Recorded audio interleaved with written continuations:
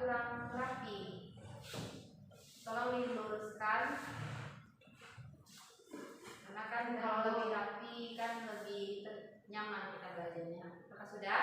Sudah, Bu. Oke. Apakah semuanya sudah siap untuk belajar hari ini? Sudah, Bu. Oke, sudah. Baiklah, kita mulai pembelajaran hari ini. Biasanya Ananda pasti pernah mengikuti atau pergi ke tempat pesta kan? Baik itu pernikahan atau apapun bentuk pesta. Dan dalam pesta itu pasti ada yang namanya seseorang mengabadikan momen. Itu dalam bentuk foto. Ada juga itu orang yang ambil fotonya itu dinamakan fotografer. Dan ibu tanyakan, alat yang digunakan oleh fotografer itu apa? Kamera, Bu. Kamera.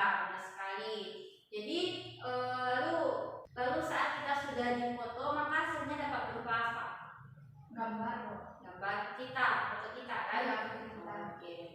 Berarti untuk pembelajaran kali ini kita masuk kepada kamera tadi, yaitu masuk dalam alat optik, materi alat optik. Sebelumnya kita sudah masuk kepada bagian mata kan? Baiklah, selanjutnya kita masuk kepada kamera. Ini yang di acara pernikahan ya, itu fotografer untuk mengabadikan momen. Lalu sebelum melanjutkan, kita masuk pada tujuan pembelajaran yang akan dicapai pada materi ini. Jadi pembelajaran kali ini diharapkan Anda semua terlibat secara aktif dalam pembelajaran. Boleh bertanya atau memberikan pendapat, dan itu merupakan tujuan pokok atau tujuan pembelajaran yang akan kita capai pada hari ini. Lalu adapun indikator pembelajaran, map plan atau langkah-langkah kerja kita hari ini atau langkah perjalanan kita hari ini. Sebelumnya kita sudah membahas mengenai alat optik, yaitu pada bagian mata ya.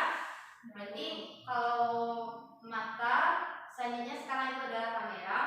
Secara bagian-bagian dari alat optiknya, umumnya itu mata dengan kamera itu hampir sama. Namun ada hal-hal spesifik yang membedakan antara kedua mereka. Pertama, sebelum lanjut, ibu akan tanyakan terlebih dahulu, apa sih hal spesifik yang membedakan antara kamera dan juga lensa di mata? Silakan, siapa yang bisa menjawab? Saya, Bu. Oke, silakan Ami, bagus sekali. Jawabannya? Yang membedakan antara kamera dan mata itu, kalau kamera apa yang dia tangkap itu langsung bisa tersimpan ke memori. Sedangkan kalau yang di mata itu yang terlihat itu, yang terekam itu penyimpanannya langsung ke otak.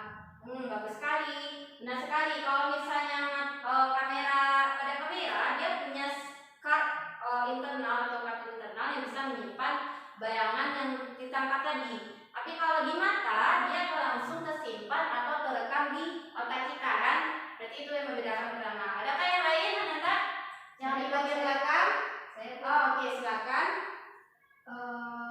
Kalau yang membedakan yang lain, kalau yang ditangkap kamera itu bisa kita dici, Bu. Tapi kalau yang dilihat mata enggak, Bu. Apa yang diuji? Gambarnya atau hasil. Oke. Berarti maksudnya outernya atau keluarannya, berarti kalau di kamera kita bisa lihat frame dari frame foto. Tapi kalau di mata tidak bisa kan? Jadi kalau di mata cuma bisa kita mendeskripsikan secara verbal aja atau kata-kata ya. Oke, bagus sekali.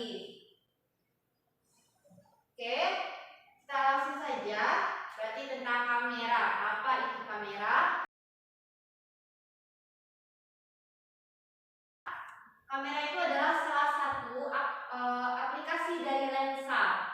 Jadi kamera menggunakan lensa cembung untuk membentuk suatu bayangan. Berarti karena kamera itu menggunakan lensa cembung, itulah yang dia menyamakan atau disamakan dengan mata. Itu kamera sebetulnya meniru organ mata dan memiliki bagian-bagian yang memiliki fungsi yang sama dengan mata. Lanjut, ada nggak yang tahu apa itu bagian-bagian kamera? Apa aja sih bagian-bagian kamera? Siapa? Tadi udah di depan, di belakang lagi? Saya, Bu. Oke, silakan.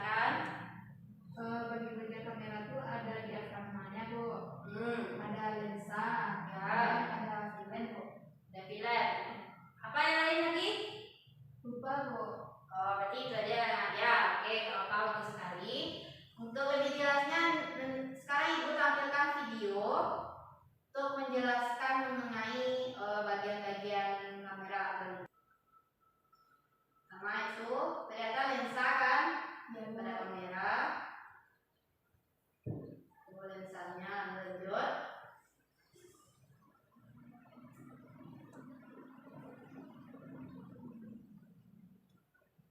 Lalu diafragma. Gimana diafragmanya? Berarti di celah diafragma di sini ya. Celahnya di lensa lalu ditangkap melalui masuk ke celah diafragma. Lalu selanjutnya, ini bentuk apertur, celah yang dibentuk diafragma. Berarti di dalam diafragma ini ada namanya apertur. Ada kelihatan di sana? Ada kan? Itu dia celah yang akan terbuka dan membentuk. Itu shooter. Shooter itu untuk men-shoot atau menangkap bayangan tadi ya. Diafragma itu apa, Bu? Sensor bayangan pertama. Sekarang kita lihat dulu bagian-bagiannya dulu ya. Nanti Ibu jelaskan fungsi-fungsinya aja. Sensor bayangan agar Anda tahu di mana letaknya bagian-bagian dari kamera itu.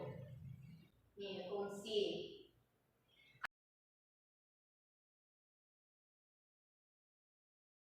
Karena tadi disamakan dengan mata, mengikut dari bagian-bagian mata, di sini ada kesamaan fungsi dan bagian dari mata dan kamera. Dapat terlihat? Pertama untuk mata ada lensa dan pada kamera yaitu sama lensa cembung ya. Fungsinya itu membiaskan cahaya. Lalu yang kedua iris pada mata. Lalu pada kamera ada diafragma. Diafragma berarti di sini iris mata sini ya. Diafragma di kameranya tadi udah tahu kan di mana letaknya. Fungsinya itu mengatur besar pupil atau apertur. Pupil pada mata dan apertur pada kamera. Lalu pupil dan apertur itu lubang tempat masuknya cahaya. Lalu yang terakhir ada retina pada mata dan film pada kamera yaitu tempat bayangan terbentuk. Paham kan? Paham, Bu. Oke, lanjut.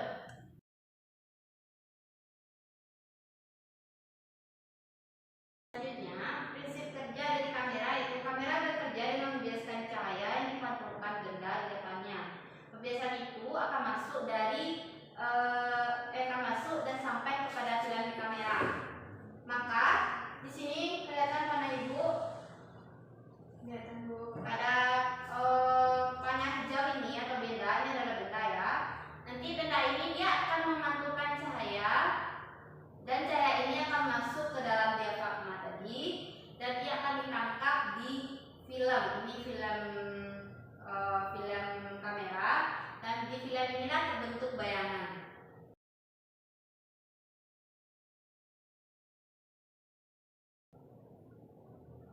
Agar bayangan bisa sampai pada film kamera, maka kamera akan mengatur dengan yang pertama dia bukan apertur atau banyak sedikitnya cahaya masuk. Berarti yang apertur yang di dalam diafragma tadi dia akan dibuka, maka disitulah cahaya dari pantulan benda akan masuk. Lalu yang kedua jarak lensa cembung ke film.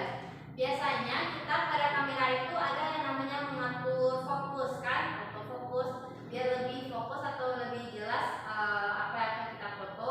Maka dengan mengatur itu bayangan akan terbentuk dengan baik. Lalu maka bayangan yang akan dihasilkan oleh kamera ini sifatnya adalah nyata, terbalik dan diperkecil. Apa tadi?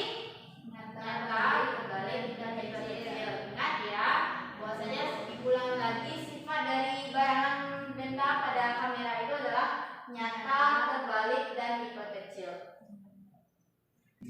Oke, sampai sini ada pertanyaan anak ibu semua? Enggak, Bu. Soal paham, Bu. Oke, tidak ada. Sekarang ibu yang akan bertanya. Ibu akan bertanya kepada Anda, yaitu mengenai sifat tadi.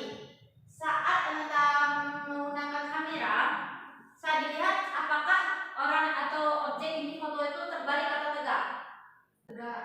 Tegak. Ya. Lalu kenapa dia sifat bayangannya itu dia di sini terbalik? Apa yang membuat atau apa yang mengakibatkan sifat bayangan yang satunya terbalik, tetapi pas di kamera itu, layar kamera itu dia terlihat tegak? Ayo, siapa yang menjawab? Tadi hanya yang di bagian depan saja yang menjawab, yang di belakang tidak ada. Dan juga Asma dari tadi ibu lihat kurang fokus sekali di belakang. Tadi kelihatan tiduran, padahal ini kan masih pagi.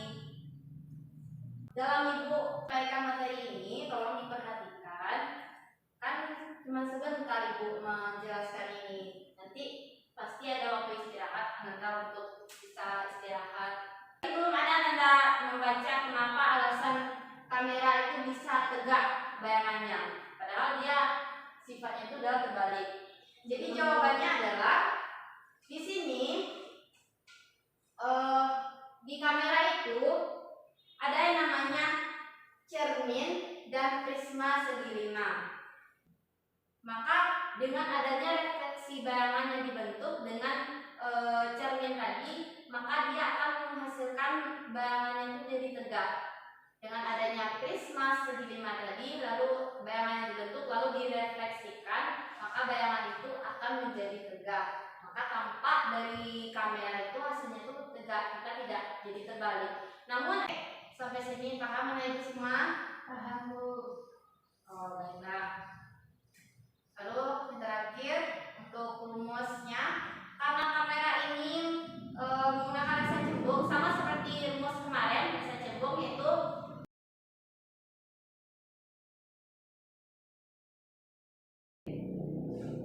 sepertinya waktu kita tidak cukup untuk melanjutkan pembelajaran hari ini. Tapi ini ada, jadi contoh soal ini ibu jadikan tugas Nanda, tugas pertemuan selanjutnya.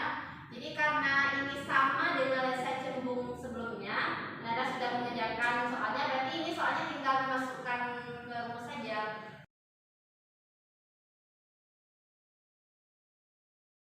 Oke, berarti tinggal masukin aja, bisa kan? Seru. Oke, silakan dicatat terlebih dahulu soalnya. Sudah siap semua? Sudah Bu. Oke, berarti untuk pembelajaran hari ini mengenai alat optik sudah siap. Dan untuk kesimpulan pembelajaran kita hari ini adalah alat optik bagian kamera merupakan aplikasi dari penggunaan lensa cembung. Layaknya dia prinsipnya atau bagian-bagian dari kamera ini meniru dari bagian-bagian dari mata. Namun ada hal-hal spesifik yang membedakan antara keduanya. Dan untuk rumus dari untuk kamera ini sama dengan lensa cembung kemarin. Oke, apakah sampai sini paham anak ibu semua? Insyaallah paham Bu. Dan alhamdulillah anak-anak ibu semua tadi udah ada yang ikut aktif dalam berpartisipasi, tapi ada juga yang masih belum. Jadi minggu depan tolong ditingkatkan kembali. Dan untuk pembelajaran selanjutnya kita masih pada alat optik ya, yaitu mengenai kaca pembesar lup dan mikroskop. Jadi ibu ulang-ulang kembali, silakan dibaca buku pegangan Anda, silakan dibaca bahan ajar mengenai lup ini, jadi Anda bisa lebih paham sedikit mengenai materi. Oke, ibu kira sudah cukup. Kita akhiri pembelajaran hari ini dengan mengucapkan hamdalah. Alhamdulillahirabbil alamin. Begitu, assalamualaikum warahmatullahi